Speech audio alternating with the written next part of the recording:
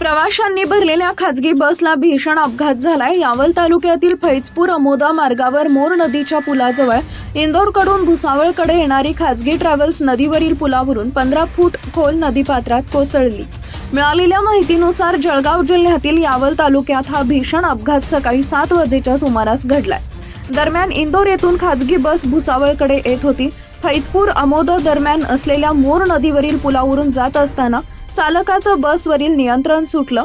यानंतर बस पुलाचा कठडा तोडून थेट 15 फूट खोल असलेल्या नदीमध्ये कोसळली। नदीला पाणी नाही, यामुळे मोठी दुर्घटना टळली आहे। दरम्यान खासगी बस नदीच्या पुलावरून खाली कोसळल्यानं बसमधील 2 प्रवाशांचा जागीच मृत्यू झालाय, तर अन्य 25 प्रवासी गंभीर जखमी झालेत। बस नदीत कोसळल्याची माहिती मिळताच गावातील नागरिक आणि पोलिसांनी धाव घेत जखमींना बाहेर काढण्यास सुरुवात केली।